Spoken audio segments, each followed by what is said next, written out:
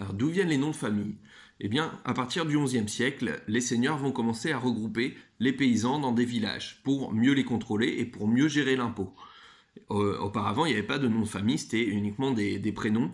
Et donc, on va avoir besoin un petit peu de les reconnaître parce qu'ils ont un petit peu tous les mêmes prénoms. Il n'y a pas un choix énorme de prénoms. Et donc, il y a énormément de Martin, par exemple. Donc, un des premiers types de noms de famille qu'on va trouver, ce sont des noms de famille qui sont des prénoms.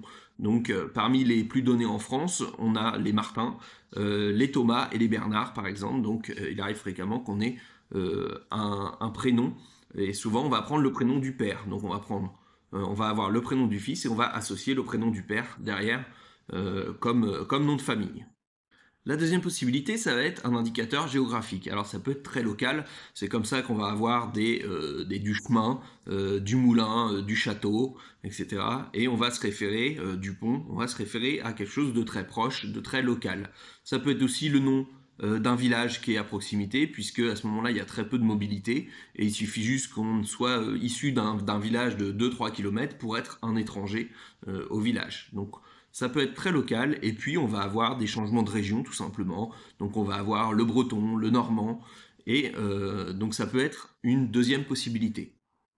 Troisième possibilité qu'on peut retrouver, souvent c'est un caractère physique ou moral chez une personne qu'on va mettre en avant. Donc c'est comme ça qu'on va retrouver des petits, le petit, le sage, grand pied, petit pied, etc. Et donc ces caractéristiques vont être adossées comme surnom. Dernière possibilité qu'on trouve fréquemment, et un petit peu sous tous les orthographes possibles, puisque à ce moment-là l'orthographe n'est pas fixée, ce sont les métiers. Alors il faut que ce soit un métier suffisamment identifiable, c'est-à-dire pas forcément rattaché au métier de la terre, puisqu'il y a énormément de personnes qui travaillent sur la terre, mais on va avoir donc des forgerons avec des dérivés comme Lefebvre. Lefebvre fait référence aux forgerons. Ça peut être charpentier, maçon, le maçon. Et donc tous ces métiers vont être ici aussi associés comme nom de famille. Donc progressivement, ça va devenir le nom officiel de la famille qui va se transmettre de génération en génération.